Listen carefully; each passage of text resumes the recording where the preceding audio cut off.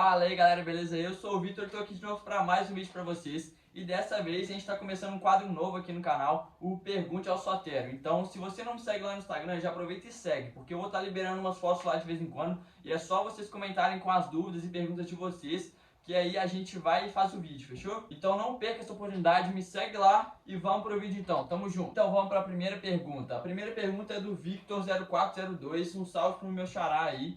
E ele fez o seguinte: como criou sua empresa de cookies? Ideia e iniciativa, primeiros clientes. Então, basicamente, quem criou a empresa mesmo foi minha mãe. Ela que fazia faculdade de nutrição e ela começou a fazer os cookies, a testar, a fazer vários testes. Foram mais de 6 meses aí fazendo teste. Investiu muito tempo, investiu muito dinheiro também, porque não é de primeiro que fazem esses cookies. Você tem que fazer vários testes para o produto ficar o perfeito, ficar ideal. Então só aí demorou bastante tempo para a gente começar a vender e aí começar a criar marca e tudo mais. Já sobre a iniciativa de criar a empresa, era para dar mais uma filosofia de alimentação, de uma alimentação consciente para as pessoas.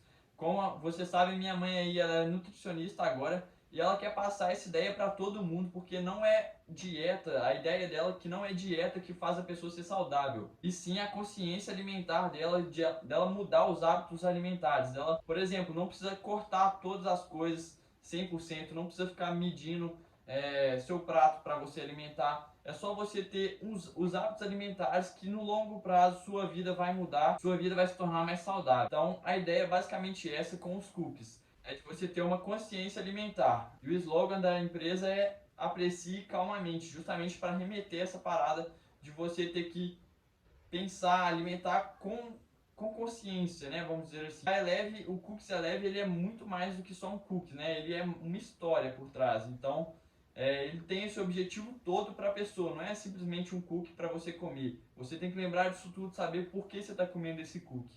E os primeiros clientes, eles foram os vizinhos, né? Os parentes, os amigos que a gente tinha aqui. E a gente fazia muita feira também. A gente tinha feira vegana e vários tipos de feira para a gente poder fazer amostras dos nossos cookies para as pessoas provarem e a partir dali elas comprarem.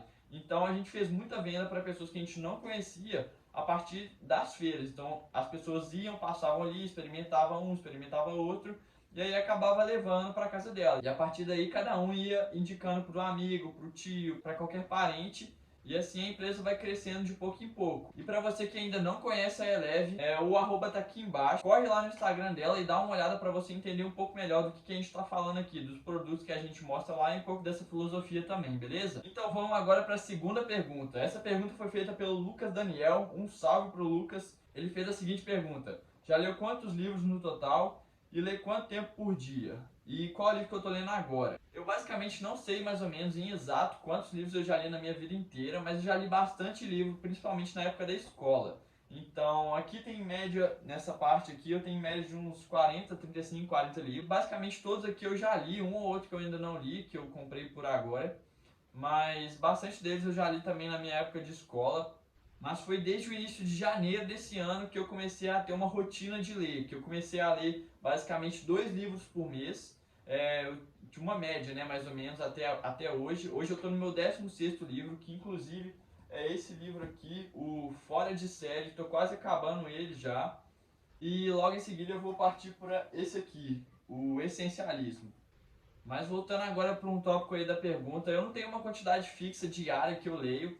Eu basicamente leio quando eu tenho vontade, mas pelo menos eu leio 1 ou 2 páginas no dia. Mas às vezes eu estou muito empolgado, eu estou gostando da história, eu quero ler, e eu acabo lendo, sei lá, umas 70, 80 páginas no dia quando eu estou empolgado e quando eu tenho tempo também. Porque às vezes eu estou gostando, mas eu não tenho tempo, aí eu acabo lendo 10, 20 páginas, e aí vai de acordo também com a rotina.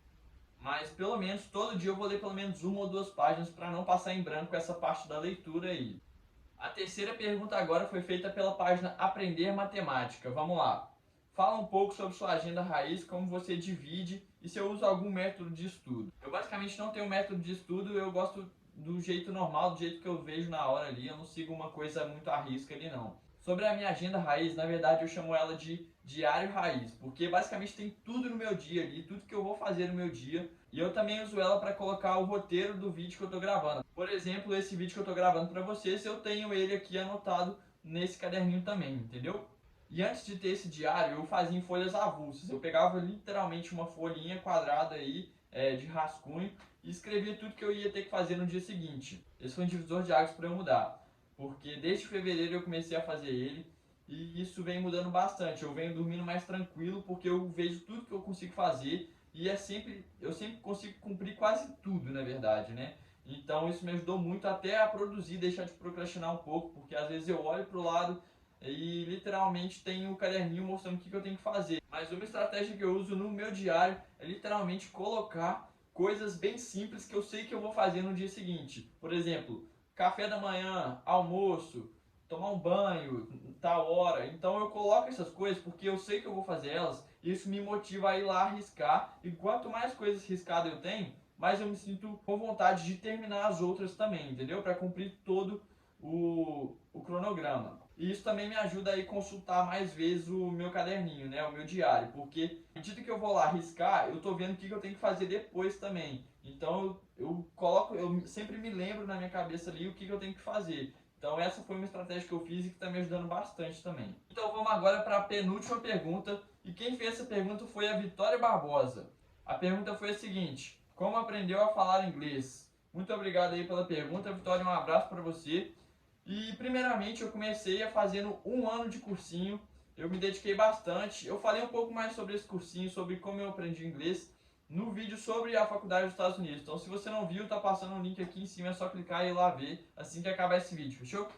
Além de fazer um ano de cursinho ali bem focado, eu literalmente passei a ter uma rotina de inglês. Eu passei a ver muito vídeo no YouTube de cara gringo, de aulas de inglês em inglês, professores dos Estados Unidos ensinando inglês, ou seja, eles ensinavam inglês falando inglês, então não tem nada melhor do que você aprender escutando a própria língua de um nativo, né? Isso você vai se acostumando melhor e entendendo. Colocando filme também eu aprendi bastante, colocando as séries que eu assistia sempre em inglês, às vezes com legenda. E essa foi uma das dicas que mais me fez acostumar o ouvido aí com as palavras. Uma outra dica que eu tenho também é colocar o seu telefone totalmente em inglês. O meu celular aí já deve fazer uns 5 anos que ele está só em inglês e eu nunca tirei isso, porque ele me faz conhecer palavras novas. As notificações vão aparecendo em inglês, então você vai vendo como que aquela notificação que você antes via em português, como que ela funciona em inglês, como que você vai vendo várias outras coisas e ali você vai se acostumando e aquilo vai se tornando mais natural para você. Então eu recomendo vocês fazerem igual eu, colocar mais uma rotina na sua vida de ter que escutar inglês. No início é bem difícil, mas eu sugiro que vocês façam, porque uma hora vocês vão pegar no tranco e aí depois dali vocês deslancham e vão conseguir aquilo bem tranquilo. Então, celular, filme, vídeo no YouTube e se possível também tenta dar uma estudada, se deve fazer cursinho faça, se não der tem cursos na internet que você pode fazer. E aí é um plus que você deve fazer para conseguir melhorar seu inglês, fechou? A última pergunta agora é do Luiz Otávio. Ele fez a seguinte pergunta: qual dica você daria a alguém que tem o sonho de ser jogador de futebol? Essa aí é uma pergunta que eu sei muito bem dizer, porque eu tive esse sonho, eu ainda tenho um pouco, ele ainda não morreu dentro de mim. E o que acontece é basicamente o seguinte: uma coisa que eu sempre fiz, que é treinar bastante. E eu vi que nunca era o suficiente. Então eu recomendo muito para vocês treinar todo santo dia. Se possível, treine com um profissional do seu lado. Tenha uma alimentação saudável. Tente ir ao nutricionista para ele te acompanhar. Analise também o atleta que você se assemelha. E tanto pela posição quanto pelo estilo de jogo, pelo corpo também. E tente ser que nem ele. Vê o tanto de treino que ele faz, vê como ele faz os treinos, tenta ver a alimentação dele e tenta seguir isso para você se motivar para se tornar como ele. Quanto antes você ter o corpo dele, melhor, porque aí você vai ganhar tempo e vai se destacar no jogo. Treine todo dia, independente se você tem clube ou não. Treine extra. Hoje em dia o futebol ele depende muito do físico do jogador, então recomendo treinar sempre, todo dia, o máximo que você puder, se esse for o seu sonho mesmo. E a última dica que eu vou dar para vocês é a seguinte: se você quer ser jogador de futebol, vá atrás dos clubes, bate na porta, busca peneira, busca teste, tenta se aproximar de algum profissional que trabalha lá dentro, tenta conversar com eles, conversar com técnicos, chamar no Instagram, conversar, mostrar vontade, bater na porta, mostrar tudo que você quer atribuir para o time.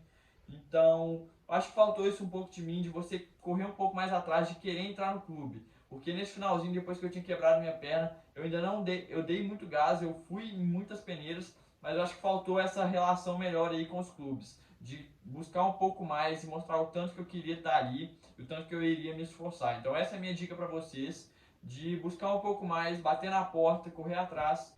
E o mesmo também para você tentar ter um empresário, porque isso ajuda bastante, mas o empresário é como se fosse o clube, você tem que chegar atrás dele, se ele não está te procurando, você que tem que ir atrás dele até ver a proposta que ele pode te dar. Então é essa a minha dica, espero que vocês consigam realizar todos os sonhos de vocês. Então, muito obrigado pelas perguntas, todo mundo que mandou. Se você não segue lá, já segue para não perder a oportunidade. Então, tamo junto demais, valeu. Deixa o like aí, se inscreve e compartilha para todos os seus amigos, beleza? Tamo junto demais, valeu, um abraço e até mais. Fui!